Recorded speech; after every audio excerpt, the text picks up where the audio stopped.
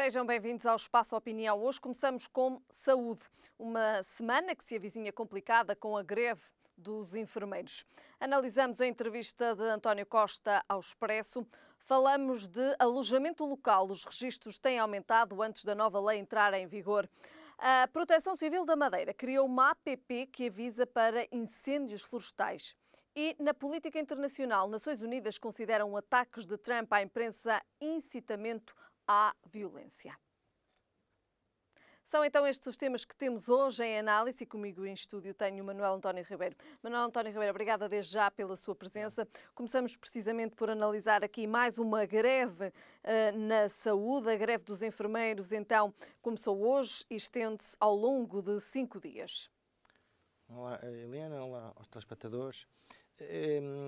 Trata-se de mais uma greve que eu diria que tem contornos, alguns deles semelhantes às reivindicações dos professores e que mais tarde ou mais cedo vão aparecer muitas mais outros profissionais também a reivindicar os mesmos direitos, têm a ver com o congelamento de direitos que estão aí pendentes.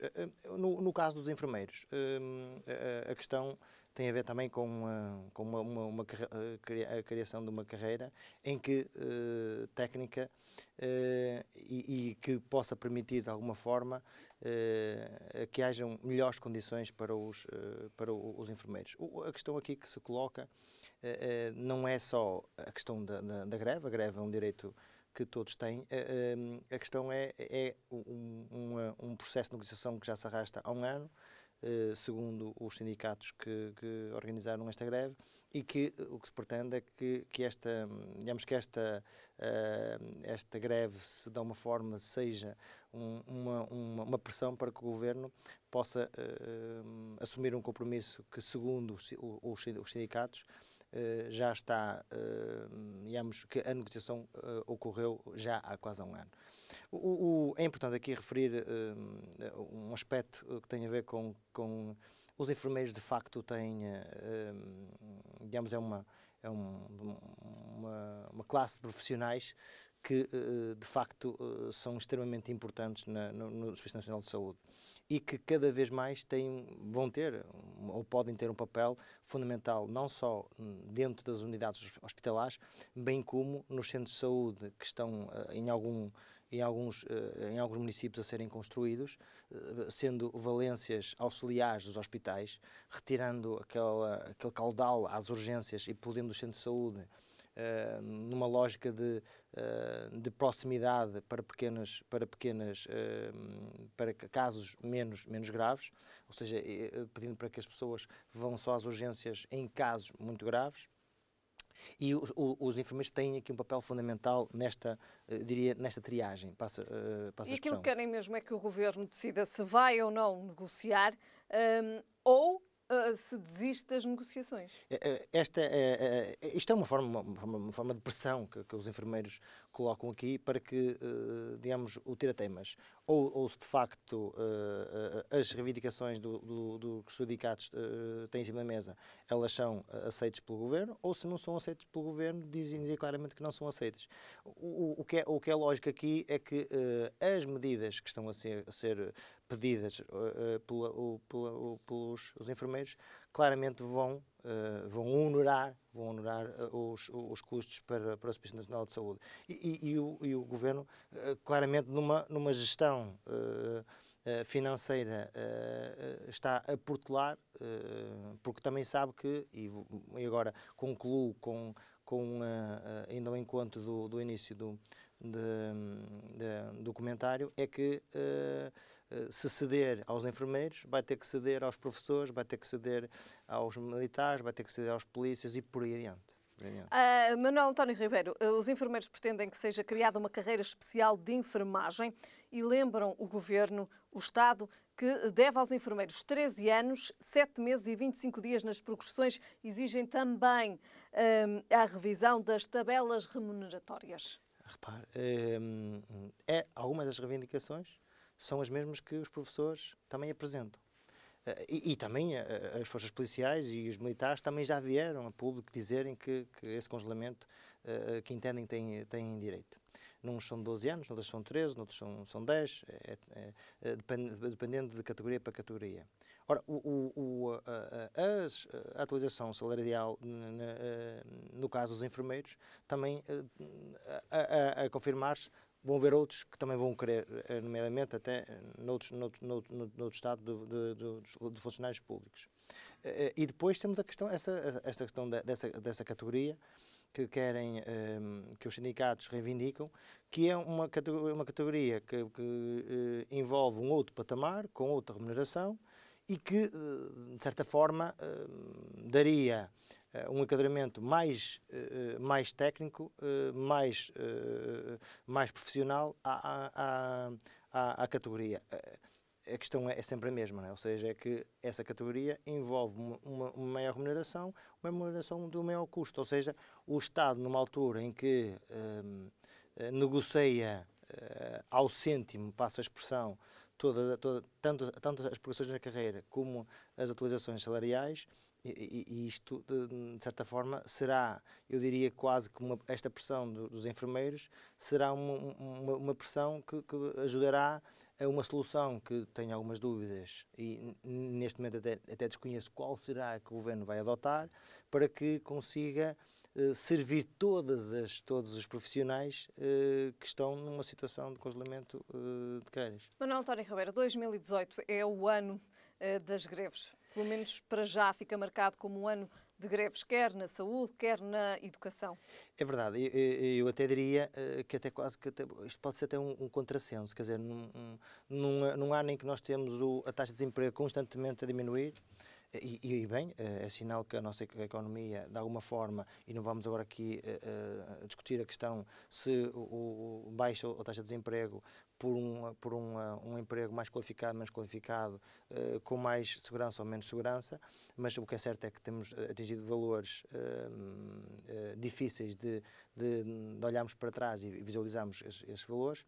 Mesmo com todas estas, a economia a crescer tenuamente, mas a crescer, nós temos o handicap, ou seja, o handicap que é, digamos, um pico de greves. Mas este pico de greves também vem ao encontro de que é os profissionais e os cidadãos entendem que, já que passaram por um período de aperto, em que os vencimentos das pessoas foram, digamos, o principal fator de corte, então agora entendem que está na hora como há melhoramento, está na hora também de reaver todo esse esforço feito pelos cidadãos.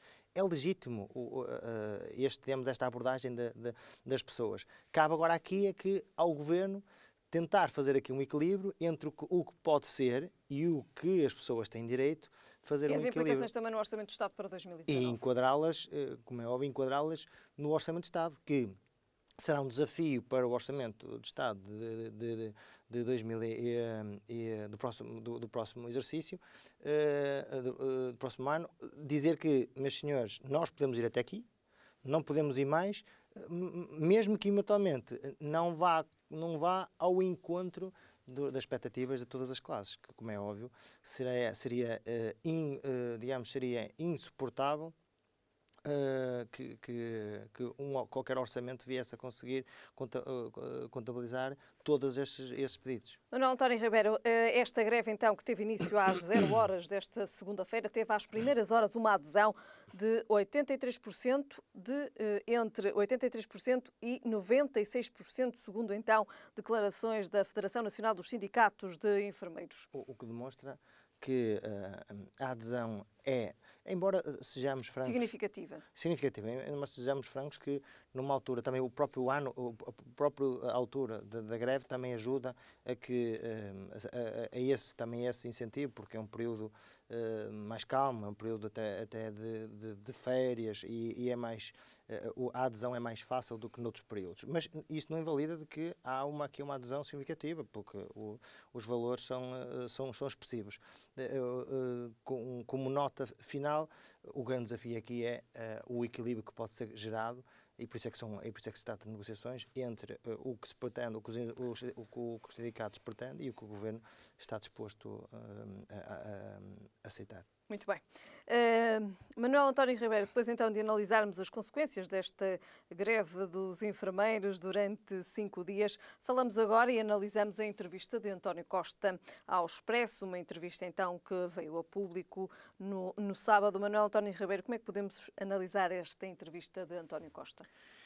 Olha, eu diria aqui algumas considerações que acho que são que vêm ao encontro da estratégia desta entrevista. Eu acho que a entrevista vem no momento chave porque de facto assombrou um bocadinho ou cheirou um bocadinho, diria quase aos incêndios do ano passado. Felizmente não houve vítima nenhuma e aí as palavras que António Costa... Isto referindo-se especificamente ao incêndio de Monchique. Ou seja, esse grande incêndio que existiu no sul de Portugal cheirou um bocadinho, de facto, aos incêndios que ocorreram no ano anterior, com isto tendo em conta a dimensão e a destruição que este incêndio provocou. Aliás, eu não posso aceitar que só as palavras dizer que não houve vítimas e que foi um incêndio. Não, de facto... Acha que não é suficiente? Não é suficiente, até porque, felizmente, e graças a Deus que não existiram vítimas, é lógico que uma vida humana está acima de qualquer bem material, mas independentemente disso, há uma destruição numa escala brutal, ou seja, e não há imagens de tudo. E a nível da Europa, Portugal é neste momento o país da Europa com mais área ardida em 2018. Ou seja, e com as condições climatéricas a nosso favor. Porque é bom que seja isto realçado, porque nós tivemos estamos a ter, é bom que também se diga que estamos a ter, porque daqui nós ainda vamos a 13 de agosto, por isso ainda vamos a meio do mês de agosto e ainda temos aqui cerca de um mês e muito de pleno verão.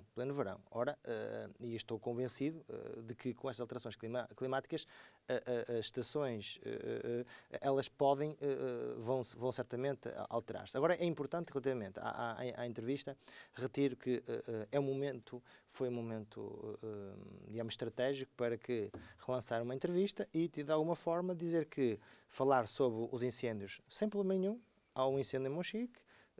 Os dados quais são? Vítimas, 0, diz ele claramente, depois vítimas são 0, mas também dizer que há uma destruição brutal, ou seja, e mais uma vez veio ao de cima a questão da organização da floresta, bem como dos terrenos, bem como a questão da limpeza.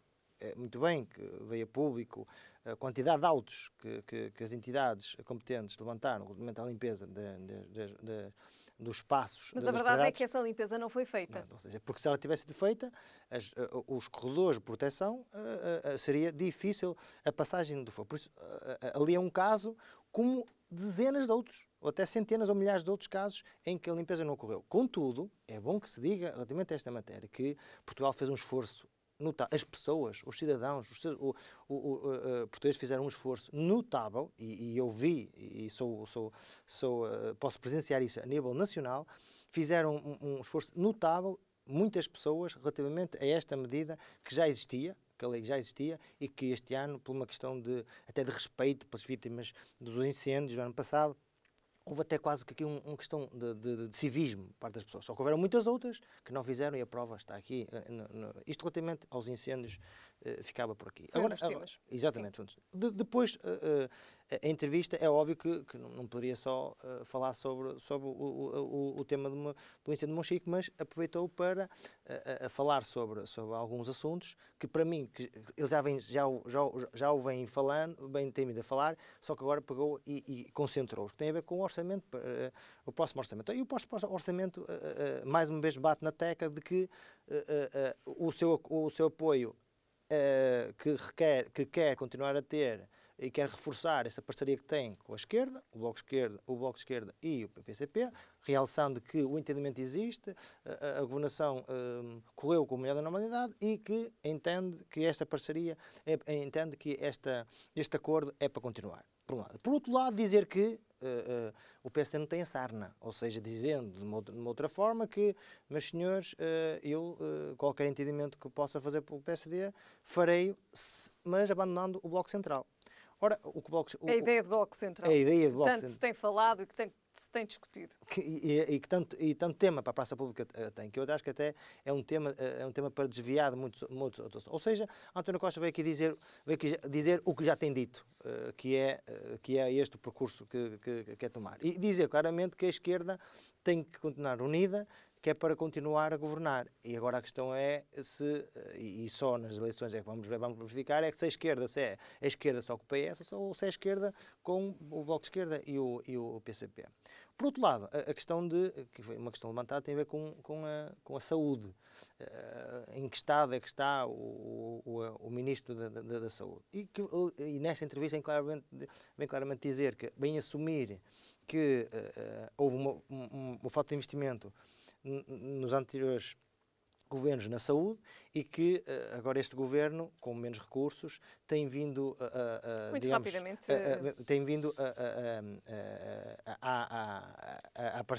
ter em mãos uma série de investimentos para combater estas dificuldades na saúde. E vem dizer que aquele ministro é, insubstituível porque a substituição dele não resolve os problemas do Serviço Nacional de Saúde, o que não deixa de ser verdade. E depois, por último, uma nota que eu retirava relativamente à entrevista, é dizer claramente que o discurso, e aqui foi direcionado para Robles, que é a questão de que nós na política temos que dizer, não podemos dizer uma coisa e depois fazer outra, dando uma chega à postura relativamente ao ex-vereador da Câmara de Lisboa e dizer que a lei que foi aprovada na Assembleia da República vai comatar ou vai, condicionar no futuro questões ou procedimentos como aqueles que foram feitos. Eu acho que são as principais notas a retirar desta entrevista. Manuel António Ribeiro, falamos agora de alojamento. Os registros de alojamento local aumentam antes de nova lei entrar em vigor. Principalmente tem aumentado em Lisboa e Porto. E vão aumentar porque com esta lei vai ser eu diria, há quem diga difícil, eu até vou mais longe, eu acho que vai ser cada vez impossível num edifício alguém transformá-lo num alimento local, porque basta haver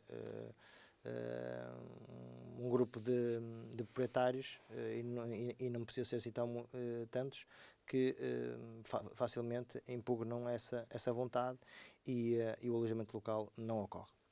Eu não sou tão radical. Eu acho que o alojamento local, eu sou um defensor do alojamento local, mas deve existir, até porque se ele existe, e se estamos a falar aqui, se nós estamos a falar em regular, quer dizer que há mercado. Ora, se há mercado, então é preciso regulá-lo. Agora, também não posso regulá-lo da forma como foi, porque eu acho que, como foi, está a dar aos proprietários das habitações, que são legítimas, ponto final, que são legítimas, e que vivem e querem viver sossegados e com condições de vida, normais, sem perturbação de pessoas que vêm e praticam alguns excessos.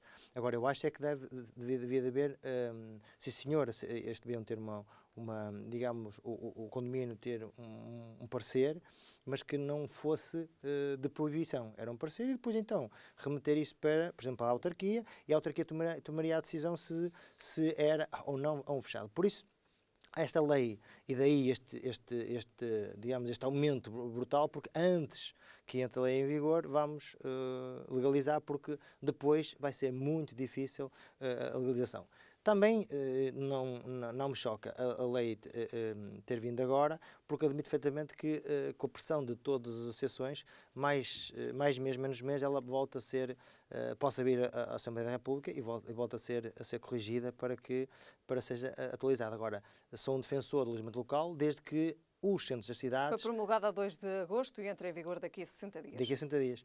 Ou seja, eu sou um defensor do alojamento local, desde que os espaços citadinos, desde os espaços históricos, desde o habitat histórico, seja garantido e salvaguardado para as pessoas que vivem nos centros históricos. Mas não é só as pessoas que vivem, as pessoas que vivem e as gerações que possam vir a viver, nomeadamente os filhos que nascem naquelas casas e possam ter direito às condições que os pais tinham. Isso é fundamental que ocorra, porque se não acontecer isso, então eu acho que o alojamento local não é uma mais-valia, é uma menor-valia. Muito bem. E também, digamos assim, uma forma de controlar o alojamento com a crescente de turistas que diariamente chegam às principais cidades. E que estes turistas são sazonais, em que têm um período e depois isto basta inverter o ciclo. Aliás, nós já vimos aqui, e para concluir, já vemos aqui países que estão a deslocar os seus percursos turísticos para outros países, nomeadamente Tunísia e outros, e que deixam de ter esse fluxo. Ora, deixando de ter aquele fluxo, temos as frações vazias com as pessoas que nem sequer podem alugar e as que são alugadas são a valores exorbitantes. Muito bem.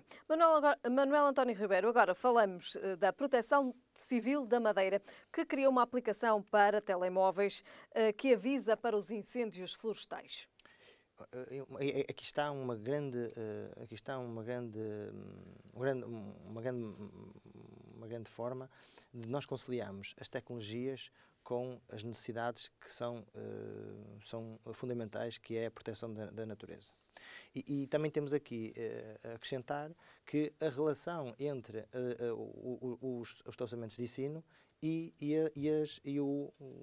o tecido empresarial, ou neste caso até inclusive as instituições. Ora, nós sabemos que no ensino nós temos alunos capazes de fazer uma aplicação dessa natureza extremamente fácil, o que para algum de nós não é assim tão fácil, mas essa aplicação pode diminuir o tempo de informação ao corpo de intervenção de bombeiros, pode um tempo de resposta o mais tempo de eficiente. resposta mais rápido e logo a seguir é mais eficiente, porque se for mais rápido é mais eficiente, porque chegam mais rápido ao local, arde muito menos e o incêndio atinge proporções menores. Ora, e depois não só, e depois dá à opinião pública, dá aos cidadãos a possibilidade de ter essa aplicação e prestarem um gesto cívico, que assim cada um de nós também tem a responsabilidade, porque a natureza é de todos.